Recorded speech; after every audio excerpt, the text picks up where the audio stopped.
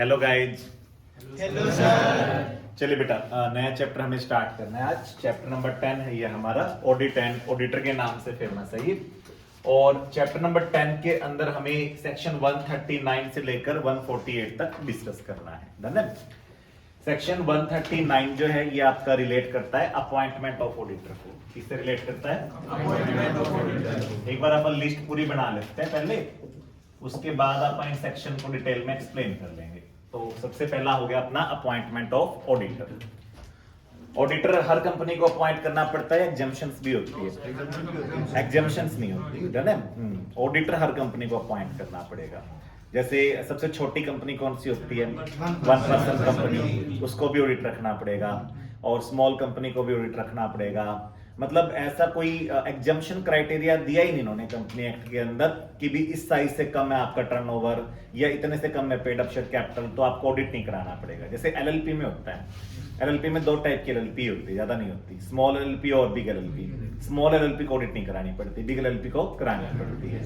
Partnership firm को partnership act की वजह से ऑडिट कराने की कोई जरूरत नहीं है, करानी पड़ेगी तो कभी इनकम टैक्स एक्ट की वजह से करानी पड़ेगी। कंपनीज को कंपनी एक्ट की वजह से करानी पड़ती है। इनकम टैक्स एक्ट वाली ऑडिट अलग से है, यानी इनके ऊपर दो ऑडिट होगी। यानी कि यहाँ पे सी एक बार आएगा, दो बार आएगा। एक बार कंपनी ऑडिट करने के लिए, एक बार टैक्स ऑडिट करने के लिए, है ना बेटा। इसीलिए गुरुग्राम जैसे सिटी में सीए की वैल्यू ज्यादा है, क्योंकि वहां पे पार्टनरशिप फर्म्स ज्यादा है, प्रोप्राइटर ज्यादा है, कंपनी ज्यादा है ना बेटा। तो वहां पे इसलिए ऑडिटर को दो बार बुलाना पड़ता है, दो बार आएगा, दो बार फीस लेगा, है ना बेटा। और मैंडेटरी है, ऐसा नहीं है कि आपका बिजनेस छोटा है, लॉस लग गया तो ऑडिट नहीं होगी, ऑडिट होएगी होएगी, है ना बेटा। तो अब देखो, सबसे पहला काम तो हो गया अपॉइंटमेंट ऑफ ऑडिटर। कौन अपॉइंट करेगा ऑडिटर को? हर कंपनी अपॉइंट करेगी। कोई एग्जम्पशन ना, कोई एग्जम्पशन नहीं, सबको ऑडिटर अपॉइंट करना है। डन है। सेक्शन 139 के अंदर टोटल 11 सब सेक्शन है बेटा। तो ये बहुत बड़ा सेक्शन है। 139 1 से लेकर इसमें 139 सब सेक्शन 11 तक आते हैं बेटा। तो बहुत बड़ा और क्रूशियल सेक्शन है बेटा ये। उसके बाद दूसरा जो सेक्शन है इसके अंदर, वो ऑडिटर के रिमूवल से रिलेटेड है। ऑडिटर को रिमूव करना कैसे पॉसिबल है, या ऑडिटर खुद रिजाइन करना चाहे तो वो कैसे पॉसिबल है। अगर खुद ऑडिटर रिजाइन देना चाहे तो ऑडिटर एक प्रिस्क्राइब्ड स्टेटमेंट की फॉर्म में रिजाइन देगा, जो कि एडीटी 3 में होगी। और ऑडिटर को रिमूव करना इतना आसान नहीं है। आपको ऑडिटर को हटाने के लिए सेंट्रल गवर्नमेंट की अप्रूवल के लिए अप्लाई करना पड़ेगा एडीटी 2 फॉर्म। एडीटी 2 की या एडीटी 3 की वैसे कोई फुल फॉर्म नहीं है। ऑडिटर की स्पेलिंग में से इन्होंने क्या ले लिया? ए डी और टी। तो रिमूवल ऑफ ऑडिटर भी पॉसिबल है, बट आसान नहीं है, बहुत मुश्किल काम है। ऑडिटर का रिमूवल इतना मुश्किल है कि वो नियर इम्पॉसिबल माना जाता है। ऐसा क्यों किया गया? तभी ऑडिटर से डरेंगे। मान लो ऑडिटर को हटाना आसान होएगा, ऑडिटर कुछ बोल गया ऐसे कैसे बोल गया, डरने बेटा, उसी टाइम हटा देंगे, डरने बेटा। फिर उसका खौफ कैसे कायम होएगा? खौफ के बिना काम नहीं होएगा। तो ऑडिटर जो है बेटा, उसको थोड़ा सा क्लाइंट जो होता है ना बेटा, उसको डांटना भी पड़ता है कि यार तुमने अकाउंट्स गलत बना रखे हैं। जैसे टीचर नहीं डांट देता बच्चों को, डरने बेटा, या टीचर उनके टेस्ट में गोले नहीं लगा देता, 15 में से 1 नंबर नहीं दे देता, बच्चे का इतना समूह नहीं कर देता वो, डरने बेटा। ऐसे ही ऑडिटर को भी करना पड़ता है बेटा। लेकिन अब ऑडिटर को आप हटाने का राइट अगर इंजॉय करोगे तो फिर तो ऑडिटर बोलते हटा दोगे आप। बोले ऐसे कैसे, डिमोटिवेट कर दिया तुम तो हमारे को, डरने बेटा, तो आप हटा नहीं सकते, डरने बेटा। अब जैसे टीचर वाले जो केस होते हैं, उसमें क्या होता है कि टीचर जो है उसकी आप रिस्पेक्ट करते हो। सेम ऐसे ही क्लाइंट को ऑडिटर की क्या करनी होती है? रिस्पेक्ट करनी होती है। तो इसलिए इस प्रोफेशन को काफी रिस्पेक्ट वाला प्रोफेशन है, नोबल प्रोफेशन बोला जाता है। क्योंकि देखो, क्लाइंट के आप गलती निकालने गए हैं, गलती निकालना आसान काम नहीं होता, डरने बेटा। किसी को भी भला बुरा बोलना कोई बहुत अच्छी जॉब नहीं है, डरने बेटा, लेकिन आप कर रहे हैं, डरने बेटा, इसलिए नोबल प्रोफेशन है। डन। चलो बेटा, अब देखो, रिमूवल ऑफ ऑडिटर के लिए आपको सीजी की अप्रूवल ऑब्टेन करनी है। सीजी की अप्रूवल ऑब्टेन करने के लिए पहले आपको सीजी के पास अप्लाई करना है। सीजी के पास अप्लाई करने का फॉर्म क्या दिया हुआ है? एडीटी 2। ये याद आपको अच्छे से रखना है।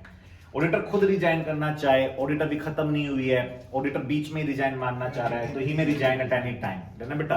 वो विड्रॉल नहीं कर सकता? कर सकता है। जैसे उसको लग रहा है कि मेरी इंडिपेंडेंस खतरे में है, और मेरे को लगता है या ऑडिटर को लगता है कि मैं अपनी इंडिपेंडेंस पे सेफ गार्ड लगा भी लूंगा तो भी वो एक्सेप्टेबल लो लेवल पे थ्रेट को नहीं ला पाएगी, है ना बेटा, तो फिर आप वहां पे रिजाइन कर सकते हो।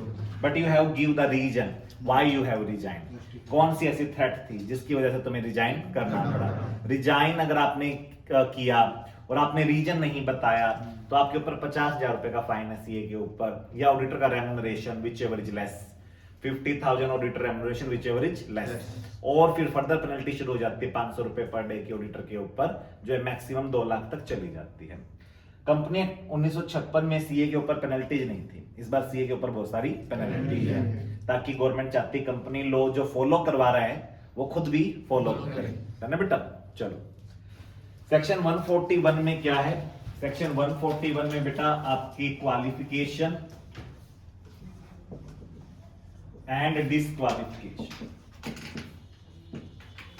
ऑडिटर बनने के लिए क्वालिफिकेशन क्या है वो आपके सबसेक्शन 1 और 2 में बता रखा है 141 के। तो क्वालिफिकेशन है CA in practice in India.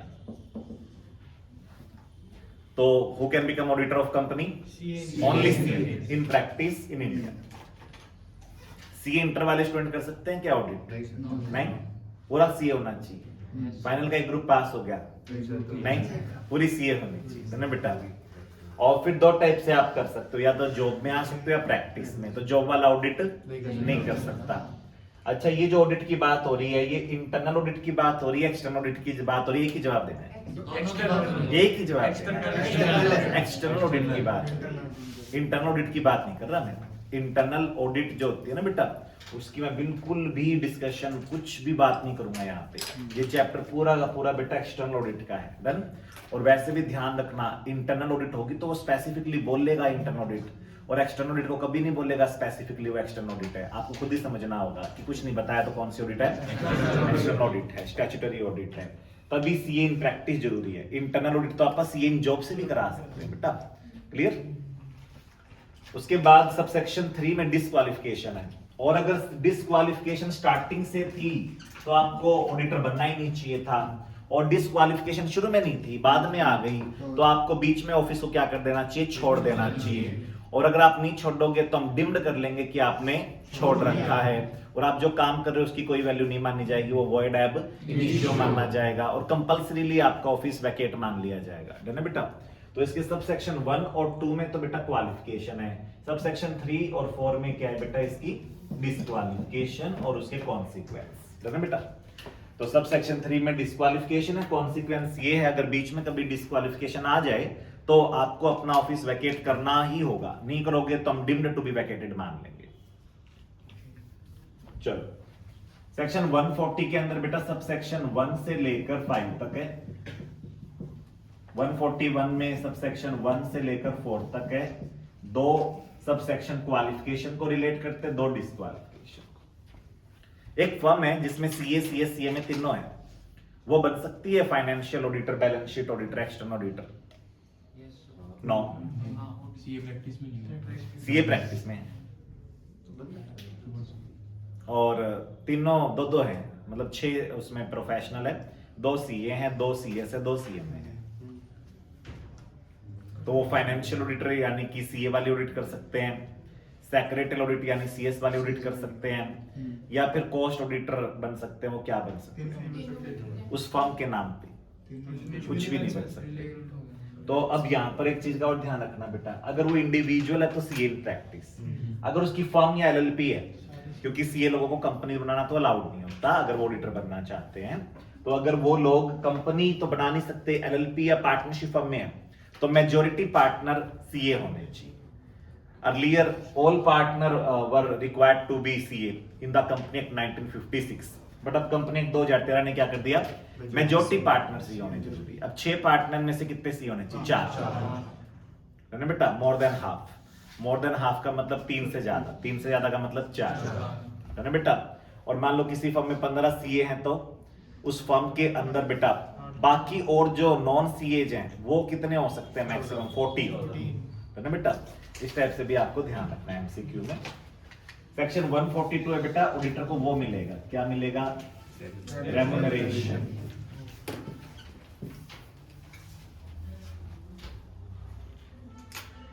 Remuneration बेटा कहाँ डिसाइड होगा, बोर्ड मीटिंग में या जनरल मीटिंग में? तो आपका कहेंगे यार डिपेंड करता है, अगर फर्स्ट ऑडिटर है तो उसको बीओडी अपॉइंट करते हैं तो बोर्ड मीटिंग में डिसाइड हो जाएगा रेमुनरेशन। बाकी जो ऑडिटर्स होते हैं उनको शेयर होल्डर अपॉइंट करते हैं जनरल मीटिंग में, तो जहां पे वो अपॉइंट होगा वहीं पर क्या फिक्स हो जाएगा उसका रेमुनरेशन। रेमुनरेशन इंक्लूड करता है ऑडिटर की फीस प्लस ऑडिटर के आउट ऑफ पॉकेट एक्सपेंसेस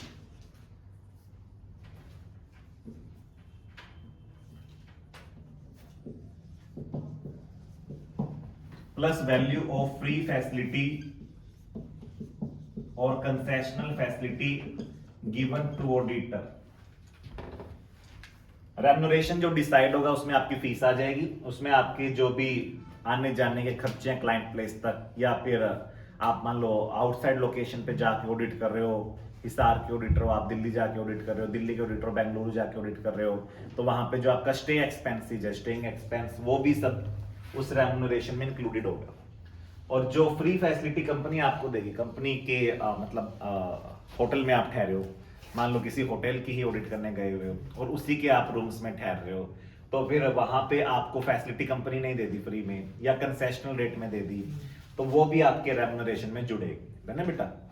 और ध्यान रखना, मान लो आपका रेमुनरेशन फिक्स हो गया 10 लाख रुपए और आपने कंपनी से इन खर्चों का जो आपके लगे थे ना आने जाने के, उनका रेम्बर्समेंट करवा लिया और आपने कंपनी से फ्री फैसिलिटी ले ली। मान लो आपने कंपनी से 2 लाख रुपए रेम्बर्स करा लिए एरोप्लेन की टिकट वगैरह के, स्टेइंग एक्सपेंस के, और आपने कंपनी से 50,000 रुपए की और कोई फैसिलिटी फ्री में ले ली थी, तो अब जो आपको कंपनी लास्ट में पे करेगी ना, वो 10 लाख नहीं पे करेगी, 7.5 लाख पे करेगी, है ना बेटा। पहले क्या होता था, ये आउट ऑफ पॉकेट एक्सपेंस अलग से मिलते थे और ये फ्री फैसिलिटी फ्री में मिलती थी, है ना बेटा। कंपनी 2013 से इन्होंने बड़ा चेंज क्या किया, इन्होंने रेमुनरेशन के अंदर उन दोनों को भी इंक्लूड कर दिया और अब फिक्स क्या हो रहा है, रेमुनरेशन। तो अगर आप ये कुछ भी करोगे तो ये उस साइड तो प्लस में, इस साइड आएंगे तो माइनस में हो जाएंगे और आपकी ऑडिट फीस क्या बचेगी, कम। मान लो आपने दोनों मिला के 2.5 लाख किए तो फीस कितनी बची, 7.5। ये दोनों मिला के आपने 1 लाख किए, शाणे हो गया आप, तो 9 लाख रुपए फीस बच जाएगी आपकी, है ना बेटा। यानी कि सब कुछ इंक्लूसिव मिलेगा, कंपनी इसके अलावा आपको एक फुट्टी कौड़ी नहीं देगी, अगर आपको वो देगी तो रिश्वत मानी जाएगी, है ना बेटा। पहले तो क्या होता था, आप वहां पे क्लाइंट प्लेस पे जाते थे और मान लो उनकी ड्राई फ्रूट की दुकान है तो आप 15-20 किलो 50 किलो ले आते थे, बोले दे भाई, डरने बेटा, वो खुद ही भाग भाग के देता था, बोले आप बस अकाउंट सही है ऐसा लिख दो, आप लिख दो लो हमारा सही है, फर्स्ट ग्रुप जो है ना हमारा अकाउंट, लो और टैक्स, बोले ये सारा सही है लिख दो हमारा। उसके बाद ऑडिटर को निहाल कर देते थे, डरने बेटा कुछ ही ले जाओ। अब ये सब अलाउड नहीं है ना बेटा। पहले अलाउड था, मतलब कोई रोक टोक नहीं थी, एक्सप्रेस लो नहीं था। अब एक्सप्रेस लो है कि अगर आपने कंपनी से कुछ भी लिया है या फिर आपने कंपनी से किसी भी अपने खर्चे का रेम्बर्समेंट कराया है तो ये सब आपके रेमुनरेशन में से माइनस हो जाएगा जब आपकी ऑडिट फीस कैलकुलेट होगी और आपको लमसम अमाउंट मिलेगा 10 लाख, उसमें सब कुछ आ जाएगा आपका, है ना बेटा। और ये 10 लाख 10 करोड़ भी हो सकता है और ये 10,000 भी हो सकता है, डिपेंडिंग अपॉन आप ऑडिट किसकी करने गए हैं। ओपीसी की ऑडिट करने गए हैं तो हो सकता है 10,000 रुपए मिले, और हो सकता है लिस्टेड क्लाइंट की ऑडिट करने गए तो 10 करोड़ भी मिल जाए, है ना बेटा। चलो सेक्शन 143, सेक्शन 143 में ऑडिटर के राइट्स हैं और इसमें आप ऑडिटर की ड्यूटीज है। ऑडिटर को बहुत सारे राइट्स मिलेंगे और उससे कई गुना ज्यादा ड्यूटीज मिलेगी, तो ऑडिटर को बेटा दबा देगी सरकार ड्यूटीज के नीचे, है ना बेटा। लेकिन आजकल जो ऑडिटर्स हैं बेटा वो भी बहुत पावरफुल हो गए हैं, बिग 4, बिग 6, बिग 10 के आने से, है ना बेटा। तो इनसे क्या है, ऑडिटर भी बेटा पूरी बार्गेनिंग करते हैं क्लाइंट से और फीस छोटी लेते हैं मोटी उठाते हैं, ठीक है। अगर अच्छी फीस मिल रही है तो ड्यूटी निभाने में कोई दुख नहीं है हमें, है ना बेटा। अगर एक क्लाइंट से इतनी अच्छी फीस मिल जाए तो आप 20 क्लाइंट क्यों पकड़ेंगे, है ना बेटा। डन। चलो बेटा अब देखो बेटा, राइट एंड ड्यूटी जो होती है वो सेक्शन 143 में दे रखा है। 143 यहाँ का सबसे बड़ा सेक्शन, 143 में टोटल 15 सब सेक्शन है ना बेटा। और राइट सिर्फ पहले पहले सब सेक्शन में है ना, बाकी सब में क्या है, ड्यूटीज है। और पहले सब सेक्शन में 6 ड्यूटी और भी है, मतलब राइट सिर्फ पहले सब सेक्शन में है और ड्यूटीज बेटा पहले सब सेक्शन से ही शुरू हो जाती है, उसमें 6 ड्यूटी दे देते हैं पहले सब सेक्शन में, फिर ये सब सेक्शन 2, 3, 4 ऐसे चलती जाती है बेटा, और लास्ट में सब सेक्शन 15 तक ऑडिटर की ड्यूटी उन्होंने दी हुई है। ऑडिटर की पेनल्टी ड्यूटी सब दिया हुआ है। चलो उसके बाद ऑडिटर को बेटा कुछ सेवाएं हैं जो ऑडिटर के तौर पे उसको नहीं देनी चाहिए क्लाइंट को, क्योंकि अगर वो सेवाएं देता है तो थ्रेट्स आ जाती है ऑडिटर के।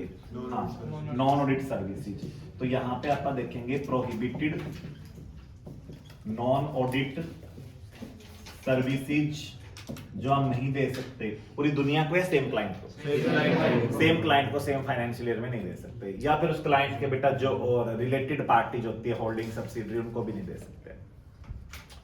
तो प्रोहिबिटेड नॉन ऑडिट सेवाएं, जैसे सेम कंपनी के अकाउंट्स ऑडिट नहीं कर सकते आप। आपने अकाउंट्स बनाए, आपने ऑडिट कर ली, तो कौन सी थ्रेट आ जाती है? Self review. अपना काम खुद चेक करने वाला काम हो गया ये तो, है ना बेटा। तो ये सेल्फ रिव्यू जो थ्रेट होती है ना बेटा, मेनली उसको हर्ट करती है ना बेटा। और ऑडिट में चैप्टर 11 में आप पढ़ते भी है कि सेल्फ रिव्यू थ्रेट का सबसे बड़ा रीजन क्या होता है? अगर आप non audit services same client को या उसकी ग्रुप कंपनीज को देते हो तो ऑडिटर को कुछ सर्विसेज पे बैन लगा देंगे आपका, जो अलाउड नहीं है।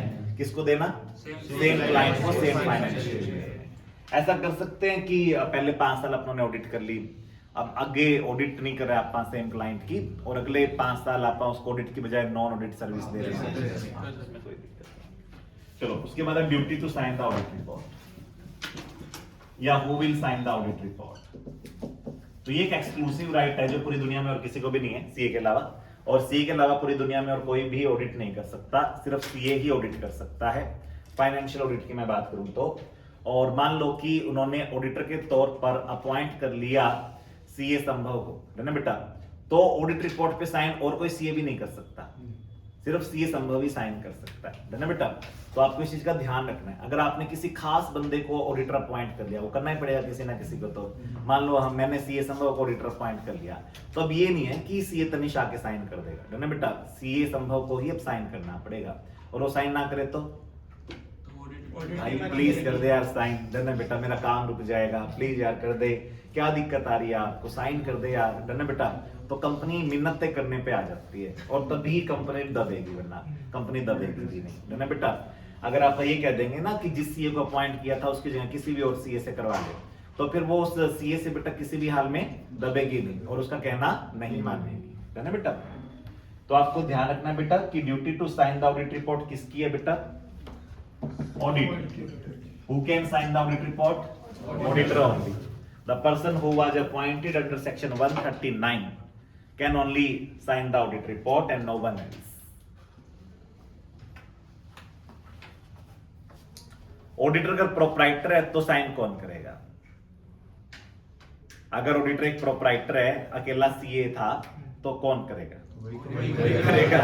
Then the sole proprietor himself will sign the audit report. But अगर पार्टनरशिप फर्म थी तो बताओ, तो any partner who is decided to be engagement partner, any partner who is decided by firm to act as the engagement partner shall sign the audit report, and the main responsibility will be of engagement partner, है ना बेटा।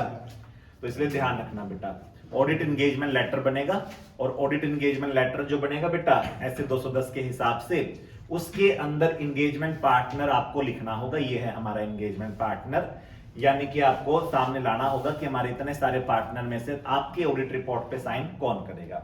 एक से ज्यादा engagement partner आप रख सकते हो, एक रखना जरूरी है। अगर आपने एक रख रखा है तो एक साइन करेगा, 2 रख रखे हैं तो दोनों साइन करेंगे, तभी ऑडिट रिपोर्ट साइन मानी जाएगी, है ना बेटा। ऑडिटर की रिपोर्ट में वो वाले कमेंट्स होते हैं, कई क्या होते हैं, पॉजिटिव या नेगेटिव, उनको बेटा मीटिंग में लाउडली पढ़ के सुनाना है ना बेटा। अब देखो ऑडिट रिपोर्ट बेटा प्राइवेट रिपोर्ट होती है या पब्लिक डॉक्यूमेंट है, तो तमाशा तो होना ही था, है ना बेटा। तो आपको ध्यान रखना है बेटा, सबसे पहला तमाशा कहाँ आएगा? जनरल मीटिंग में होगा। जनरल मीटिंग में बेटा जो ऑडिटर ने negative points, comments, adverse remarks, कहीं पर भी कुछ भी ऐसा लिखा है कि कंपनी की फंक्शनिंग सही नहीं चल रही है, अकाउंट सही नहीं है, लो इनका कंप्लायंस अच्छा नहीं है, तो वो सारे नेगेटिव पॉइंट्स मीटिंग में लाउडली पढ़ के सुनाए जाएंगे। ऐसा सब कहां लिखा हुआ है? सेक्शन 145। चलो 146 में क्या है? Duty to attend annual general meeting. Auditor की ड्यूटी बनती है कि वो एनुअल जनरल मीटिंग को अटेंड करेगा।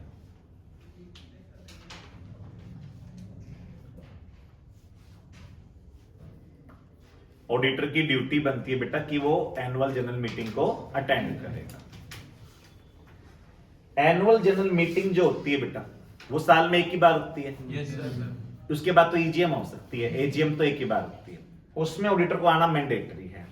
और सारी कंपनीज की एजीएम जो लगभग है सितंबर के मंथ में होती है, क्योंकि विद इन 6 मंथ करानी होती है आपको from the end of relevant financial year.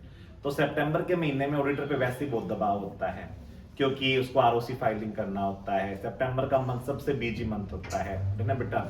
ऊपर से दिवाली आई हुई है आसपास, है ना बेटा। घर वालों से भी प्रेशर है, शॉपिंग करवाओ, ये करो वो करो, है ना बेटा। तो फिर ऑडिटर के लिए बड़ा मुश्किल हो जाएगा बेटा एजीएम में जाना। तो ऑडिटर खुद ना जाके अपना रिप्रेजेंटेटिव भी भेज सकता है। क्या भेज सकता है? बट वो भी सीए होना चाहिए। अब फंसा दिया इन्होंने कि वो भी क्या होना चाहिए, सीए होना चाहिए। अब सारे सीए बिजी होते हैं बेटा सितंबर के मंथ में, और वैसे ओवरबर्डन्ड होते हैं बहुत ज्यादा, रात को 2-2 बजे जाते हैं। ऊपर से कह रहे हैं आओ जी जलेबी खाओ जी और अपनी हेल्थ बिगाड़ो जी, है ना बेटा। तो फिर वो क्या करें? तो कंपनी से आप एक ऑर्डिनरी रेजोल्यूशन पास करवा लो शेयर होल्डर से कि उन्हें ऑडिटर या उसके रिप्रेजेंटेटिव के ना आने से कोई प्रॉब्लम नहीं है। ये एक तरीका है जिससे आपको एजीएम अटेंड करनी नहीं पड़ेगी, है ना बेटा। क्योंकि एजीएम में आने का मतलब शेयर होल्डर्स को एक सुविधा मिल गई कि आप ऑडिटर से सीधा सवाल जवाब कर सकते हो कि ये आपने इनको बुरा बोला हमारे डायरेक्टर्स को, तो बुरा क्यों बोला। तो ये पीटीएम टाइप की होगी, है ना बेटा। तो अगर पेरेंट्स ही एग्जम्प्ट कर दे कि टीचर को आने की जरूरत नहीं है और बस हम रिपोर्ट कार्ड लेके चुपचाप चले जाएंगे, तो एक अलग बात है ना बेटा। तो आपको ध्यान रखना है बेटा कि ड्यूटी टू अटेंड एजीएम बहुत मैंडेटरी ड्यूटी है। एग्जम्पशन का एकमात्र तरीका क्या है? शेयर होल्डर्स अगर ओआर पास कर दे, यानी कि रेजोल्यूशन पास करके ऑडिटर को एग्जम्प्ट कर दे कि यार तेरे को आने की जरूरत नहीं है, ना ही तुझे कोई रिप्रेजेंटेटिव भेजने की जरूरत है।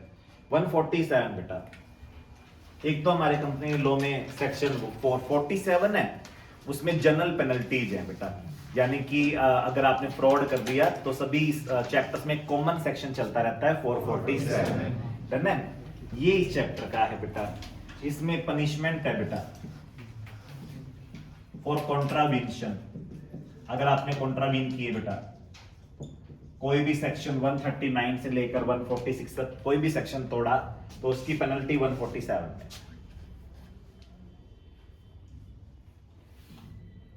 इसमें भी 5 सब सेक्शन है बेटा 147 में भी, ये भी बड़ा सेक्शन है। बीच में ये 3 सेक्शन छोटे आए थे, है ना बेटा। लास्ट सेक्शन जो 148 ये सीए से रिलेट नहीं करता, ये कोर्ट ऑडिट का है बेटा।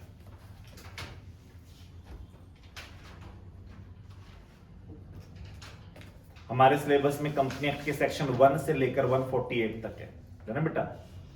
जो चैप्टर 1 से लेकर चैप्टर 10 तक चल रहा है वो सेक्शन 1 से लेकर 148 तक है। तो अगर आप देखें 10 चैप्टर में लगभग 148 सेक्शन है, तो एक चैप्टर में एवरेज सेक्शन कितने हो गए? 15 सेक्शन हो गए, 14.8, है ना बेटा। तो चलो इस चैप्टर में सेक्शंस तो कम है लेकिन बड़े बड़े सेक्शन है, क्योंकि किसी में 11 सब सेक्शन है, किसी में 5 है, किसी में 4 है, किसी में 15 है ना बेटा। तो थोड़ा ध्यान से करना। अब सबसे पहले आप करते हैं अपॉइंटमेंट ऑफ ऑडिटर।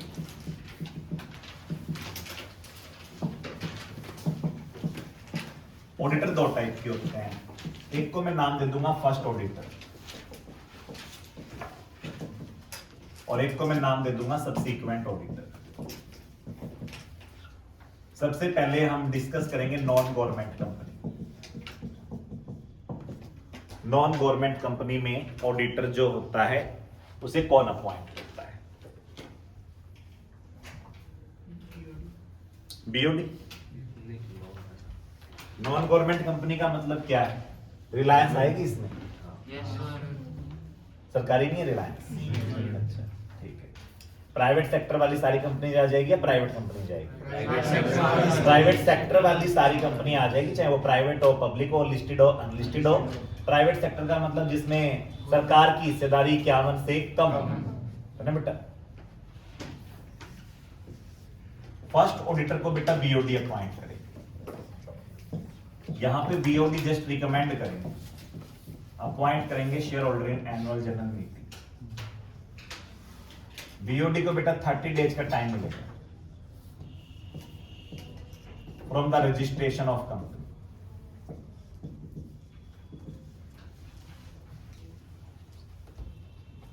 तो फर्स्ट ऑडिटर जो है बेटा उसको बीओडी अपॉइंट करेंगे with in 30 day from the certificate of incorporation of company. Subsequent को एजीएम में अपॉइंट करते रहेंगे। समय सीमा लिखने की जरूरत नहीं है। एजीएम की टाइम लिमिट सेक्शन 96 में गिवन है, वो 6 मंथ के अंदर होती है from the end of relevant financial year. तो बस एजीएम जिस दिन भी होगी उसी दिन आपको क्या अपॉइंट करना है, subsequent auditor. First auditor MD ने अपॉइंट कर दिया, सही है गलत है? फर्स्ट ऑडिटर एमडी ने अपॉइंट कर दिया। MD is equal to BOD, yes और नो? नो बेटा, एमडी और बीओडी एक ही बात नहीं होती है ना बेटा।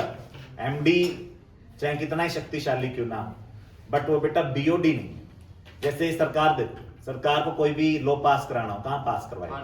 पार्लियामेंट में जाएगी, जहाँ पे रूलिंग पार्टी अपोजिशन सारे मेंबर ऑफ पार्लियामेंट बैठे हैं ना बेटा। तो वो तो एक टाइप का जनरल मीटिंग हो गया ना बेटा।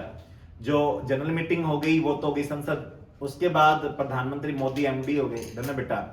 और एमडी को भी तो कैबिनेट मीटिंग बुलानी पड़ती है, यानी कि रूलिंग पार्टी को भी कोई डिसीजन लेना हो तो वहां पर एमडी को क्या करना पड़ता है, कैबिनेट मीटिंग बुलानी पड़ती है। जैसे कल भी कैबिनेट मीटिंग थी ना बेटा। तो आपको ध्यान रखना है, बोर्ड मीटिंग का मतलब है चाहे डिसीजन एमडी ले, लेकिन बोर्ड मीटिंग बुला के लेना पड़ेगा और वहां पे आपको मेजोरिटी डायरेक्टर अपने पक्ष में रखने पड़ेंगे, है ना बेटा। तो MD alone is not empowered to appoint the first auditor. ये रहेगा कब तक? Till first stage. और ये कब तक रहेगा? Till six stage. तो देखो दोनों के टेन्योर में यानी कि टाइम पीरियड में अंतर है। ये तो एक ही साल रहेगा। आपने सीओआई मिलने के 30 दिन में अपॉइंट किया था, फर्स्ट एजीएम तक ही रहेगा। और ये कितने साल तक रहेगा? 5 साल। फर्स्ट एजीएम में ये हट जाएगा। फर्स्ट एजीएम में ये हटते ही क्या आ जाएगा? Subsequent auditor.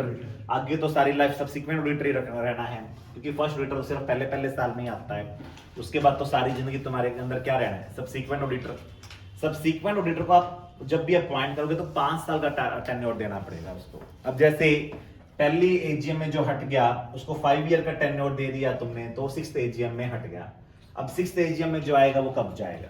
11th में जो जाएगा वो चला गया अपने 11th में। अब जो नया आएगा वो 16 तक रहेगा, फिर 21 तक रहेगा एंड सो ऑन, है ना बेटा। प्रोवाइडेड सब स्मूथली चलता रहे, बीच में ऑडिटर की डेथ ना हो, रिजाइन ना करे, रिमूव ना किया जाए, तो फिर 6th 11th 16th 21st ऐसे चलता जाए। बीओडी फेल हो गया बेटा,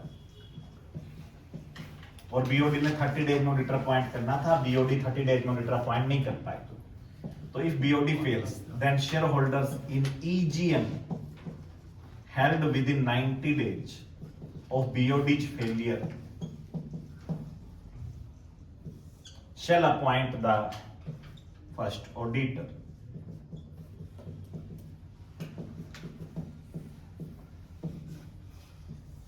तो बेटा BOD ने अपॉइंट करना था पहला ऑडिटर। BOD ने बेटा लापरवाही की, बीओडी ने बेटा पहला ऑडिटर अपॉइंट नहीं किया, तो बीओडी के हाथ से छिटक के पावर शेयर होल्डर के हाथ में चली जाएगी बेटा। और शेयर होल्डर को यहाँ पे एजीएम बुलानी पड़ेगी, क्योंकि एजीएम अभी बहुत दूर है। एजीएम फर्स्ट फाइनेंशियल ईयर के एंड होने के बाद 9 मंथ में होती है, अभी बहुत दूर है एजीएम, है ना बेटा। तो इसलिए शेयर होल्डर को एजीएम बुला के, और शेयर होल्डर को एजीएम बुलाने के लिए कितना टाइम मिलेगा? 90 डेज मिलेगा। उनको अपॉइंट करना होगा बेटा फर्स्ट ऑडिटर। डन। यहां पर अगर शेयर होल्डर को एजीएम ऑडिटर अपॉइंट करना था और शेयर होल्डर फेल हो गए,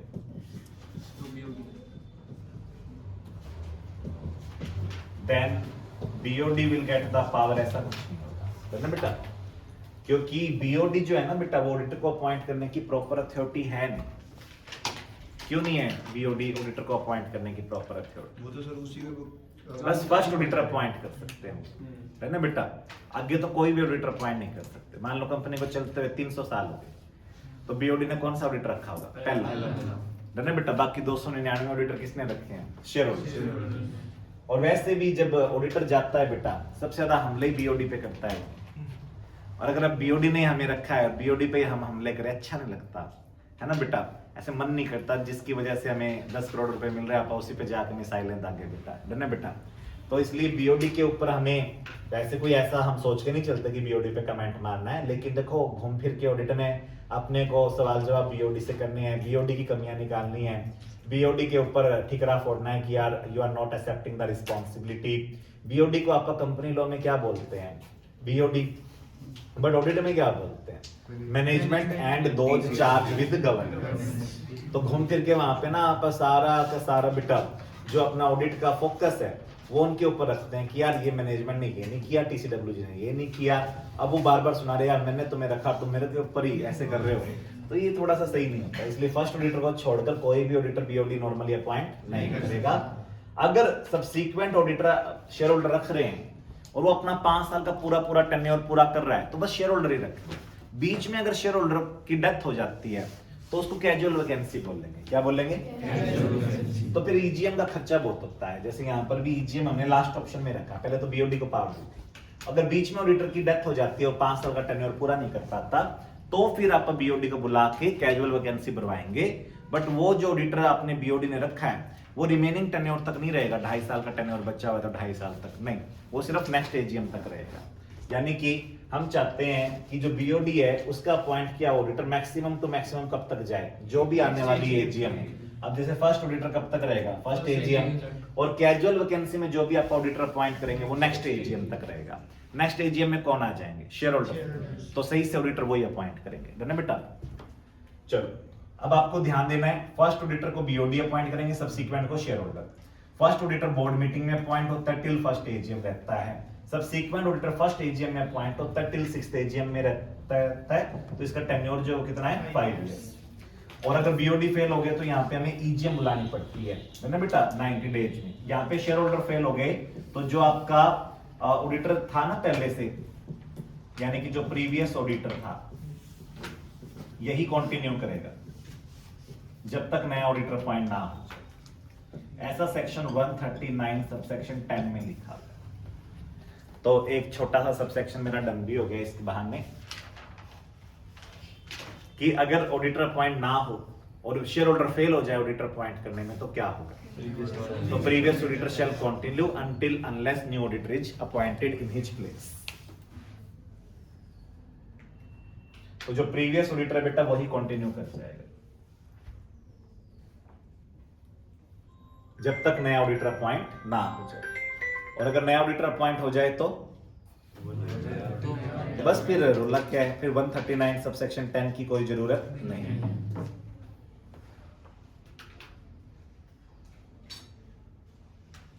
डन हुआ बेटा ये? उसके बाद आता है बेटा कि जो आपका फर्स्ट ऑडिटर है अगर वो नॉन गवर्नमेंट की बजाय गवर्नमेंट कंपनी होती तो क्या होता? पहली बात तो गवर्नमेंट कंपनी का मतलब ये था कि जिस कंपनी के अंदर सरकार की हिस्सेदारी एटलीस्ट 51%। अब होल्डिंग सब्सिडरी में आप 51 नहीं लेते, 50% मोर देन 50 लेते। तो इसलिए ध्यान देना बेटा, यहाँ पे मॉड्यूल में 2 कैटेगरी आएगी गवर्नमेंट कंपनी की।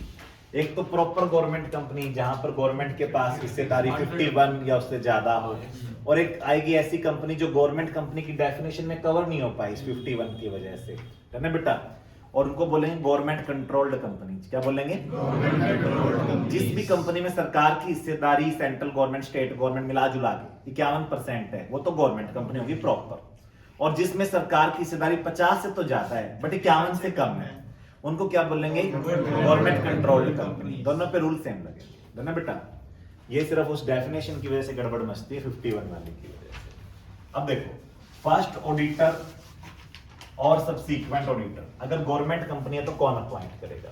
गवर्नमेंट कंपनी में फर्स्ट ऑडिटर को भी C&AG अपॉइंट करेगा और सबसीक्वेंट ऑडिटर को भी कौन अपॉइंट करेगा? C&AG। और कल को कैजुअल वैकेंसी आ गई, बीच में ऑडिटर की डेथ हो गई, रिजाइन मार गया ऑडिटर को रिमूव कर दिया तो भी C&AG। यानी कि पूरी तरह यहाँ पर पावर किसके हाथ में? C&AG। C&AG की फुल फॉर्म पता है? Controller and auditor general of India. ये भारत का महानियंत्रक है, लेखा परीक्षक बोलते हैं इसको हिंदी में, है ना बेटा? और ये भारत की एक संवैधानिक पोस्ट है सुप्रीम कोर्ट की तरह। तो इस पद पे जो बंदा होता है वो बहुत ज्यादा शक्तिशाली होता है और उसका काम क्या है बेटा? गवर्नमेंट डिपार्टमेंट की तो ऑडिट खुद करता है। सरकारी जो डिपार्टमेंट है ना, सेंट्रल गवर्नमेंट स्टेट गवर्नमेंट, वहां पे तो छापे खुद मारता है और सरकारी कंपनी में खुद ना जाके हमें हायर कर लेता है ना बेटा? तो वहां पे जो सरकारी कंपनीज है ना, वहां पे शेयर होल्डर कौन है? सबसे बड़ी सरकार तो करप्ट होती है, इसलिए आप उसको ऑडिटर अपॉइंट करने की पावर नहीं देंगे। सरकार की जगह यहाँ पर ऑडिटर कौन अपॉइंट करेगा? कैश।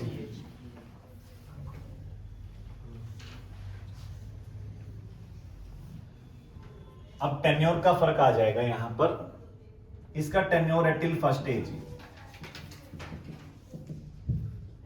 इसका टेन्योर जो है ना बेटा वो 5 ईयर का नहीं है, इसका टेन्योर बेटा नेक्स्ट एजीएम तक, ये फर्स्ट एजीएम, ये नेक्स्ट एजीएम। तो नॉन गवर्नमेंट कंपनी में तो सब्सीक्वेंट ऑडिटर को 5 साल का टेन्योर मिल जाता है, इधर कितना टेन्योर मिलेगा, 1 साल का मिलेगा। तो गवर्नमेंट कंपनीज में ऑडिटर को टेन्योर 1 ईयर का मिलता जाता है। और कैग का ना एक एम्पैनलमेंट होता है, एम्पैनलमेंट का मतलब कैग जो होता है ना वो हर साल ऑडिटर्स को इनवाइट करता है, ऑनलाइन आपको टेंडर भरना होता है, आपको बताना होता है हमारी फर्म में कितने चार्टर्ड अकाउंटेंट है, कितना एक्सपीरियंस है हमें, प्रीवियसली हमने किस किस कंपनी की ऑडिट की है, और उसके बेसिस पे कैग आपको ना ऑडिट अलॉट करता रहता है ना बेटा। तो कैग का जो फॉर्म होता है, ये इम्पैनलमेंट फॉर्म होता है, वो भरना होता है सभी सीए फर्म्स को, फिर कैग उनको उनकी योग्यता के अनुसार ऑडिट बांट देता है ना बेटा, समझ गए। चलो अब कैग जो ऑडिटर अपॉइंट करेगा, वो अपॉइंट करने के लिए उसको टाइम मिल जाता है 60 days, with in 60 days of CY.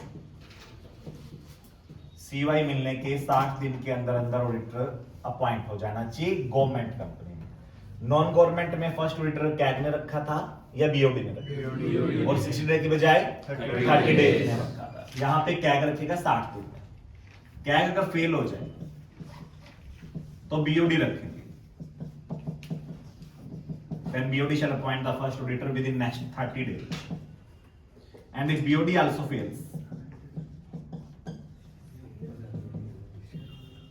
then shareholders shall appoint the first auditor in EGM within 60 days। EGM जो होगी बेटा BOD के फेल होने के बाद अगले 60 दिन के अंदर। तो कैग अपॉइंट करेगा 60 दिन में, कैग फेल होता है तो बीओडी नेक्स्ट 30 डे में, बीओडी भी फेल हो जाता है तो शेयर होल्डर नेक्स्ट 60 डेज में। तो इसको आप ऐसे याद रख सकते हैं 60 30 60 है ना बेटा।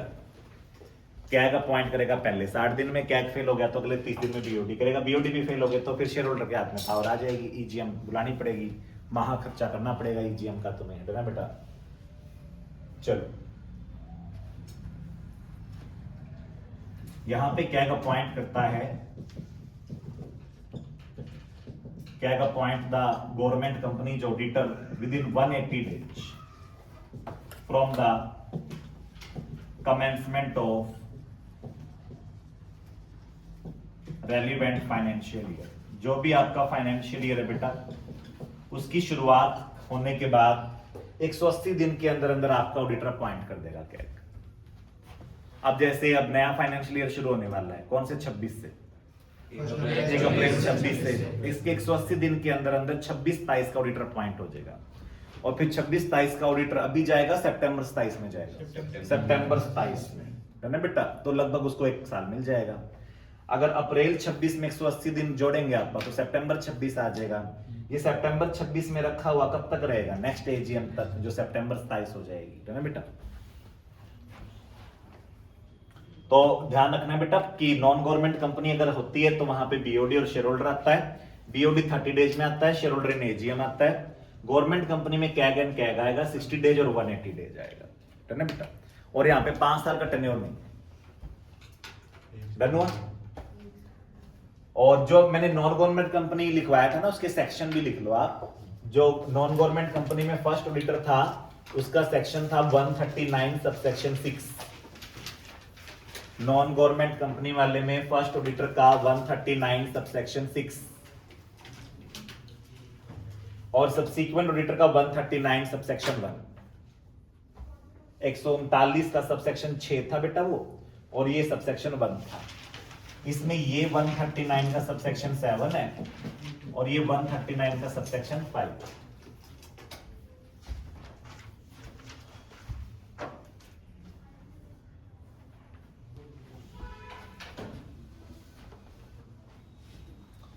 तो गवर्नमेंट कंपनी जो होती है बेटा, उसके अंदर फर्स्ट ऑडिटर कैग अपॉइंट करता है 60 डेज में। कैग फेल हुआ तो बीओडी नेक्स्ट 30 डेज में, बीओडी भी फेल हुए तो शेयर होल्डर ईजीएम बुलाएंगे next 60 days. Subsequent auditor CAG within 180 days from the commencement of financial year who will hold his office till the conclusion of next annual general meeting। है ना बेटा। अभी 139 का subsection 1 हो गया और 5 हो गया, है ना बेटा। 139 का सबसेक्शन 1 और जो सबसेक्शन 5 है वो सबसीक्वेंट ऑडिटर को लेकर है। सबसेक्शन 6 और 7 फर्स्ट ऑडिटर, है ना बेटा। चलो उसके बाद है 139 का सबसेक्शन 8, इसमें आती है बेटा कैजुअल वैकेंसी। कैजुअल वैकेंसी क्या है कि आपने ऑडिटर रखा था और उसने अपना टेन्योर पूरा नहीं किया।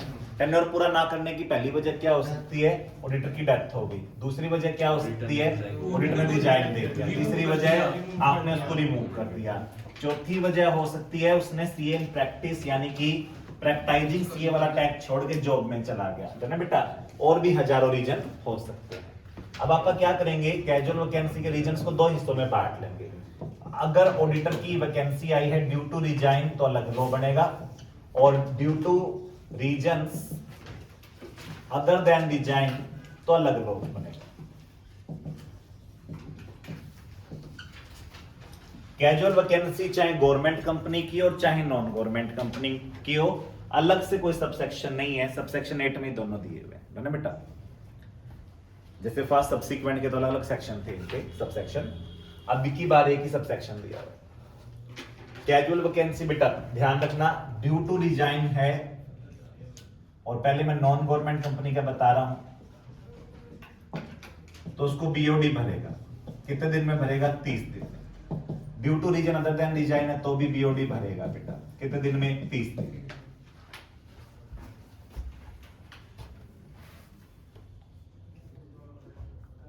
ध्यान रखना बेटा नॉर्मली कैजुअल वैकेंसी उस दिन अराइज होती है जिस दिन एजीएम ना हो या आसपास एजीएम ना हो। इसलिए हम क्या करते हैं, ईजीएम बुलाने की बजाय कैजुअल वैकेंसी को भरने के पावर किसको दे देते हैं, बीओडी, ताकि कंपनी को ईजीएम का महा खर्चा करना ना पड़े, है ना बेटा। और पूरी कंपनी डिस्टर्ब होती है ईजीएम होने से, है ना बेटा।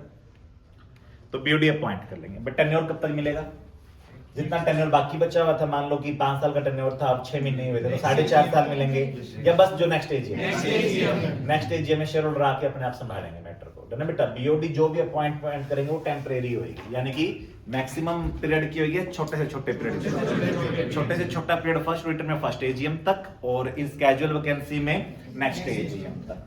तो टेन्योर दोनों ही केस में कब तक रहेगा, नेक्स्ट एजीएम।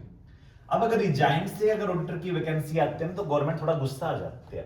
गवर्नमेंट को लगता है रिजाइन इसलिए मारा होगा, ऑडिटर के थ्रेट आई होगी। थ्रेट क्यों आई होगी, उन्होंने परेशान करा होगा, है ना बेटा। तो रिजाइन वाले केस में ये क्या करते हैं, ये बोलते हैं कि बीओडी की अप्रूवल के अलावा शेयर होल्डर्स की जनरल मीटिंग में भी अप्रूवल चाहिए। चाहे एजीएम है अगर आसपास है तो एजीएम करवाओ, और एजीएम अगर आसपास नहीं है तो ईजीएम कराओ। और बीओडी के रिकमेंडेशन के, बीओडी के अपॉइंट करने के नेक्स्ट 3 मंथ्स के अंदर अंदर आपको शेयर होल्डर से अप्रूवल लेनी जरूरी है। लेकिन ये वाला पॉइंट यहां नहीं आएगा जहां पे रीजन अदर देन रिजाइन हो, और ये one of the most repeated exam question है ना बेटा। तो इसको ध्यान से रखना कि casual vacancy due to resign में बीओडी भरते हैं, अदर देन रिजाइन में भी बीओडी भरते हैं। बट ड्यू टू रिजाइन में एक और रिक्वायरमेंट है कि share holder in the AGM और ईजीएम अप्रूवल देंगे विद इन नेक्स्ट 3 मंथ्स कि उन्हें कोई प्रॉब्लम नहीं है नए ऑडिटर से, है ना बेटा। गवर्नमेंट कंपनी के अंदर क्या हो जाएगा, कौन भरेगा वैकेंसी, बीओडी या सी एंड एज, और वहां पे ये कोई कंसेप्ट नहीं है 3 मंथ वाला, उसमें बस सी एंड एज ही रखेगा, 30 दिन में रखेगा। और अगर सी एंड एज फेल हो गया देन बीओडी।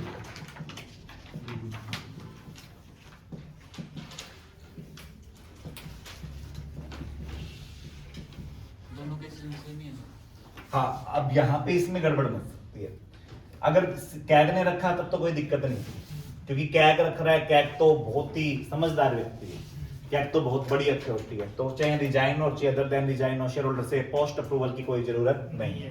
लेकिन अगर कैग फेल हो जाता है और फिर बीओडी भरते हैं नेक्स्ट 30 डेज में, और फिर ड्यू टू रिजाइन तो उनको शेयर होल्डर से पोस्ट अप्रूवल लेनी पड़ेगी विद इन नेक्स्ट 3 मंथ। और अगर अदर देन रिजाइन की वजह से है तो 3 मंथ वाली अप्रूवल की कोई जरूरत नहीं है।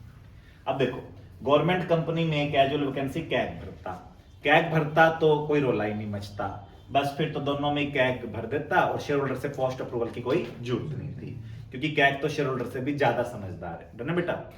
लेकिन अगर कैग फेल हो जाएगा तो बीओडी भरेगा बेटा with in next 30 day. BOD भरेगा तो फिर रोड़ा मचेगा। अगर रिजाइन है तो फिर वहां पे बीओडी को क्या लेना पड़ेगा, शेयर होल्डर से अप्रूवल लेना पड़ेगा, जनरल मीटिंग में लेना पड़ेगा और नेक्स्ट 3 मंथ्स के अंदर अंदर लेना पड़ेगा, है ना बेटा।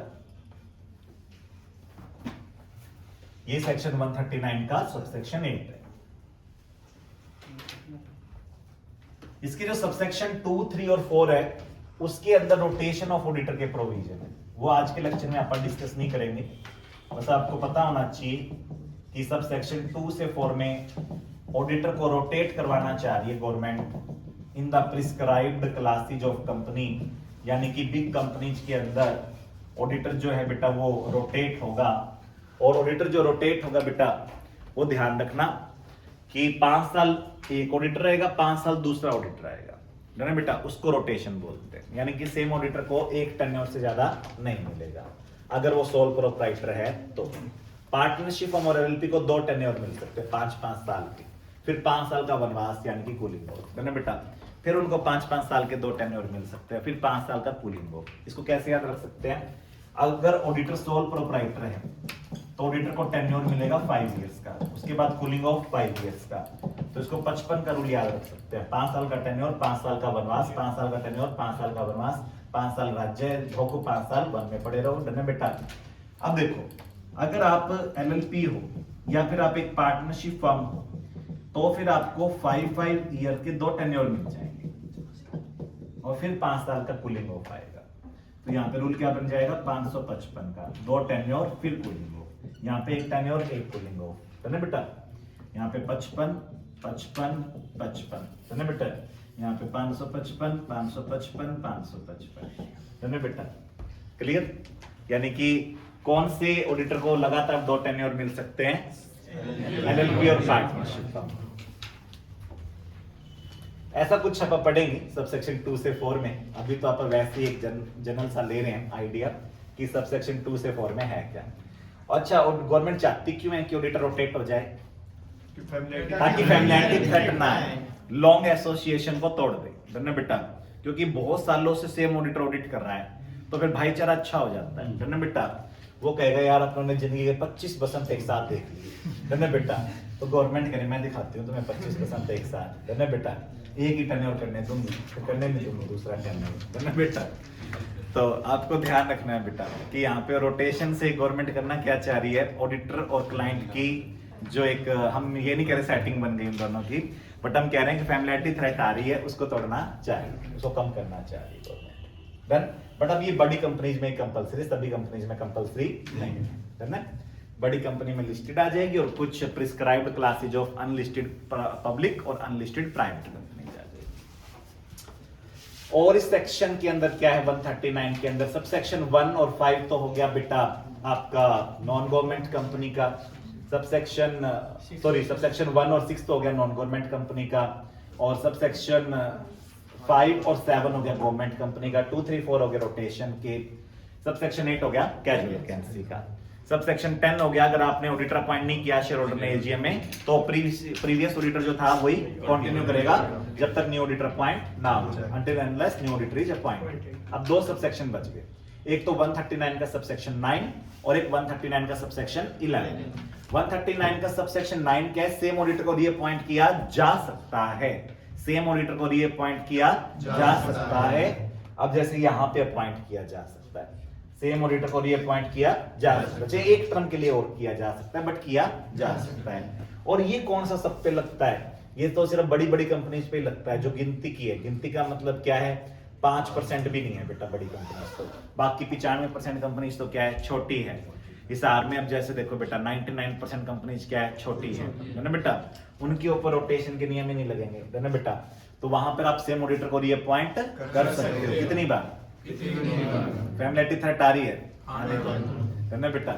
तो आपको ध्यान रखना बेटा, सेम ऑडिटर को रीअपॉइंट किया जा सकता है, ऐसा कहां लिखा हुआ है 139 सबसेक्शन 9। सेम ऑडिटर को रीअपॉइंट कब नहीं किया जा सकता है ना बेटा, जब वो डिस्क्वालीफाई हो जाए, वो क्या हो जाए, डिस्क्वालीफाई हो जाए, या फिर उसने अपनी अनविलिंगनेस राइटिंग में दे दी कि मुझे धरती पे कुछ भी करना अलाउड है बट मैं इन कुत्तों की ऑडिट नहीं करूंगा ना बेटा, मेरे को इन्होंने बड़ा परेशान करा है ना बेटा, मैं मर जाऊंगा लेकिन मैं इनको नहीं पढ़ाऊंगा ना बेटा, कुछ ऐसा हो जाए ना बेटा। तो उसने रिटर्न में क्या दे दी बेटा, अपनी अनविलिंगनेस दे दी कि भी मैं कुछ भी कर सकता हूं बट मैं इनको ऑडिट नहीं कर सकता। तो दो केस जहां पे प्रीवियस ऑडिटर रीअपॉइंट नहीं होगा, या तो खुद ही लिख दे और अपनी अनविलिंगनेस को जाहिर कर दे राइटिंग में कि मुझे नहीं अपॉइंट होना इनका, है ना बेटा, या वो डिस्क्वालीफाई हो जाए। या तीसरा केस कंपनी कह रही किसी को भी रख लेंगे, तेरे को नहीं रखेंगे, वाइस वर्सा भी तो हो सकता है ना, ऑडिटर का इसके बजाय हो सकता है स्टूडेंट के बोले किसी से भी पढ़ लेंगे, करने यूट्यूब से पढ़ लेंगे लेकिन घर से नहीं पढ़ेंगे। तो एक रेजोल्यूशन पास हुआ जनरल मीटिंग में, where it was decided that any person can be appointed as the auditor but not the retiring auditor. Retiring auditor के अलावा हम किसी को भी ऑडिटर अपॉइंट कर लेंगे, या फिर उन्होंने एक्सप्रेसली किसी और को ऑडिटर अपॉइंट कर डाला ना बेटा, तो ऑब्वियसली फिर प्रीवियस ऑडिटर हट जाएगा। तो नॉर्मली प्रीवियस ऑडिटर कंटिन्यू कर सकता है, कब कब नहीं करेगा, तीन केस दे रखे 139 सबसेक्शन 9 में, कब कब नहीं कंटिन्यू करेगा, not to continue, not to reappoint, कब कब नहीं रीअपॉइंट कर सकते आप उसको, जब वो डिस्क्वालीफाई हो जाए या फिर वो अनविलिंगनेस शो करे, या फिर एक रेजोल्यूशन पास हो जाए ऑडिटर के फेवर में, अगेंस्ट है ना बेटा, that the retiring auditor shall not be reappointed. क्या लिखा आपने रेजोल्यूशन में, that the retiring auditor shall not be reappointed और some other auditor has been appointed in his place. तो ये है बेटा, कब आप कंटिन्यू नहीं कर सकते, रीअपॉइंट नहीं हो सकते। नंबर 1 डिस्क्वालीफाइड हो गए, नंबर 2 आपने रिटर्न में अपनी अनविलिंगनेस एक्सप्रेस कर दी, नंबर 3 कंपनी के शेयर होल्डर आपके खिलाफ हो गए और उन्होंने बेटा एक रेजोल्यूशन पास कर दिया that the retiring auditor shall not be reappointed, है ना बेटा। उसके बाद लास्ट सबसेक्शन जो है 139 सबसेक्शन 11, उसको देखते हैं वो क्या कहता है।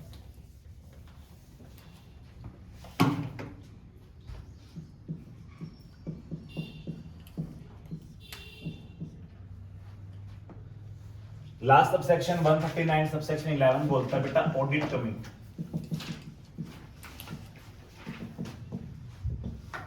से हमें रिकमेंडेशन लेना होता है